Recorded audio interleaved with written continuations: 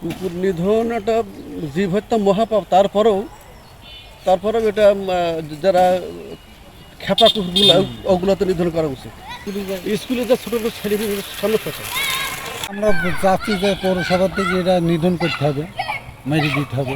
কারণ তা না হলে পথে এইভাবে আমি পথে হেঁটে চলা যায় না। প্রচুর কুকুর রাস্তা দিয়ে চলা যায় না। ছেলেপিলে যায় স্কুল যাবে, একটু অসুবিধা হয়। পৌরসভার থেকে এই নেট দিয়ে এসে মেরে যাইতো, এখন তো এটা বন্ধ হয়ে গেছে। এখানে বলার কিচ্ছু নেই। এখানে সবাই যে জবর যা, যা জবর যা, এখানে বলার কিচ্ছু নেই। এখানে কুকুর আছে, সবাই দেখছে, চলছে ফেরছে, কুকুর পালতেছে, কুকুরের মুরগি খাওয়াচ্ছে, কেউ কিছু বলে না। খামাখা আমরা বলে কালার হয়ে কি লাভ? অনেক নেতা গোতা আছে, কামড়াচ্ছে, আজকে কামড়াচ্ছে, কয়েকজনে কামড়াচ্ছে, ওখানে বাচ্চারা খেলা খেলতে দেয় না, কামড়ায়।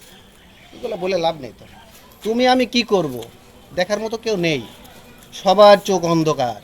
তুমি বলতে যাবা, তুমি হয়ে যাবা তাদের টার্গেট, বলার দরকার নেই।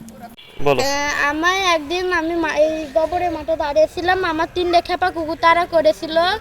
তারপরে আমার পড়তে যাই আমরা, তখন 3টে খেপা কুকুর বা 3-4টে খেপা কুকুর ঘেউ ঘেউ করে তাড়া করে। তারপরে না, আমি রোজা থাকা অবস্থায় আমার 6টা কুকুর তাড়া করেছে।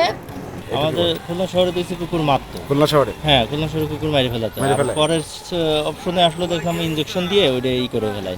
সেটাই কেবলমাত্র শুনে আসলাম তবের মাঠে যায়, বুঝছেন? হচ্ছে একটা বিরাট বড় একটা সমস্যা হয়ে গেছে। কিছুক্ষণ আগে আমার আম্মারে এমন স্টাইলে কামড়িয়েছে, যা না দেখলে বোঝা যাবে না। প্রচুর ডিপ, এই যে দেখা যাচ্ছে প্রচুর ডিপ। মানে এই কুকুর মানে চলন্ত মানুষকে কামড়াচ্ছে।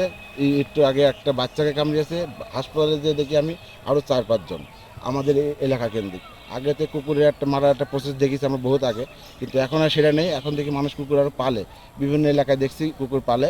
তো এই জায়গাটা থেকে আমাদের পরিবার এবং বাচ্চাদের সেভ করতে হয়। কুকুর নিধন অবশ্যই জরুরি এবং প্রশাসনের কাছে জোর দাবি জানাচ্ছি, খুব দ্রুত এটা ব্যবস্থা নেওয়া হোক।